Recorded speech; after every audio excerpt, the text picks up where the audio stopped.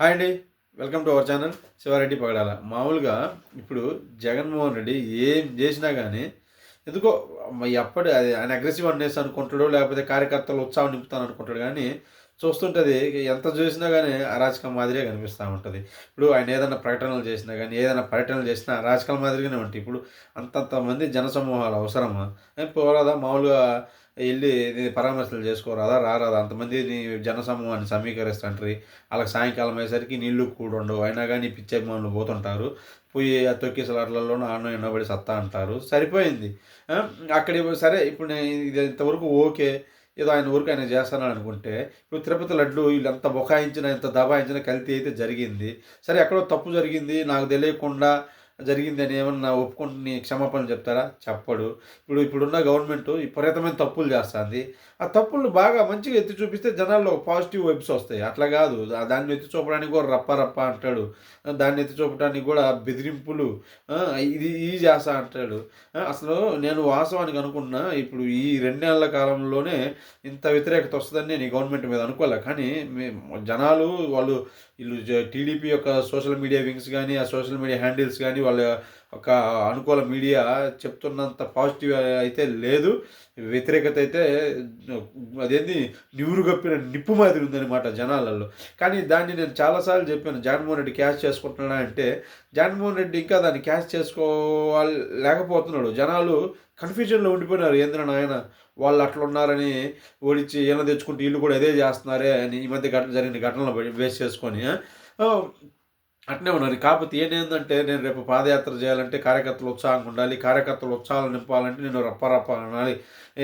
వదిలిపెట్టమనాలి. 2.0 అంతకు మించి చూపిస్తామనాలి అని ఇట్లా మాట్లాడుతున్నట్లు నాకు అనిపిస్తుంది. బట్ స్టిల్ అయి జనాలకి ఎలా ఉంటాయంటే, అబ్బా! ఈయన ఈసారి వస్తే ఎట్లా రయ్యా బాబు! ఆళ్ళు అట్నే ఉన్నారు, ఈళ్ళు ఇట్లా ఉన్నారు అని ఇదిలో ఉంది. అట్లా కాకుండా జగన్మోహన్ రెడ్డి మామూలుగా ఇప్పుడు చంద్రబాబు నాయుడు గారి ప్రభుత్వం చేస్తున్న పరిపాలనని మంచిగా ఒక పాజిటివ్ వేలో దుమ్మెత్తిపోసుకుంటా, విమర్శించుకుంటా ముందుకు పోతే బావుంటది.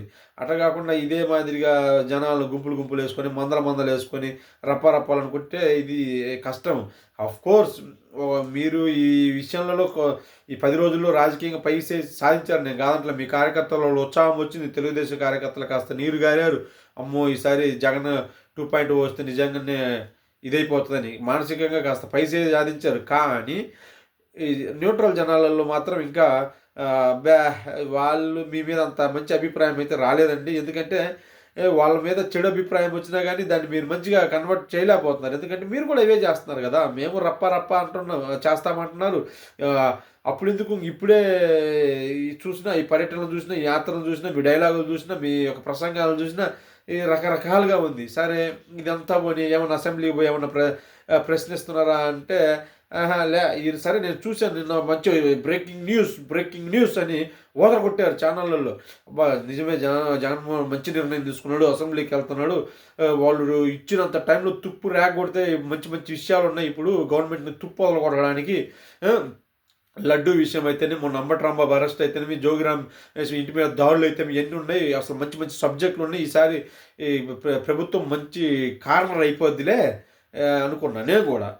అటు పోయి ఇటొచ్చాడు. ఇదేందిరా నాయన ఇట్లా చేసినాడు అనుకుంటే ఇంతే ఉంటది జగన్మోహన్ రెడ్డి రాజకీయ విధానాలు. ఇదిగో చూడు ఇప్పుడు అవతలోడు తప్పులు చేస్తున్నాడు అంటే వాడు చెడ్డోడు అయిపోయినాడంటే మనం మంచోళ్ళం అయిపోము. అర్థమైందా? అబ్బాయి వాడు చెడ్డోడే, ఈడు చెడ్డోడే అనుకుంటారు. ఆ! ఇంకా మెయిన్ జగన్మోహన్ రెడ్డి భ్రమ ఎలా ఉందంటే ఇది ఉంది చూసావా? 5 ఏళ్ళు వాళ్ళు, 5 ఏళ్ళు మేము. అసలు జనాలకు అసలు ఓపిక ఉండట్లేదనమాట ఈ రోజుల్లో. నిజమే కరెక్టే. ఎవడు ఎంత చేసినా గానీ 5 ఏళ్ళకొచ్చేసరికి వ్యతిరేకత వచ్చేస్తుంది. ఒకప్పుడు మామూలు వ్యతిరేకత వచ్చేది. ఇప్పుడు విపరీతమైన వ్యతిరేకత వస్తుంది. ఆ విపరీతమైన వ్యతిరేకత ఫలితాలే ఒకసారి ఒకళ్ళకి 23, ఇంకొకళ్ళకి 11. ఈసారి ఈళ్ళకి గూడా 20, 25కి 25 లోపే కుదించకపోయినా ఆశ్చర్యం ఏమి లేదు. ఇప్పుడున్న గవర్నమెంట్ ఓడిపోయి. కాకపోతే అదే చెప్తుంది. దాన్ని ఈయన ఏ రకంగా క్యాష్ చేసుకుంటాడు అన్నదే ఇక్కడ ప్రశ్న. అది పాజిటివ్ ప్రయత్నించట్లేదు. అదే అరాచకాలు. ఇదే అయిపోతుంది గానీ, కాస్త మంచిగా ప్రశ్నించుకుంటా, మంచిగా పోరాడుకుంటా, జనాల తరపున పోరాడుకుంటా ఉంటే బావుంటదన్నది నా యొక్క అభిప్రాయం. Okay. Thank you so much.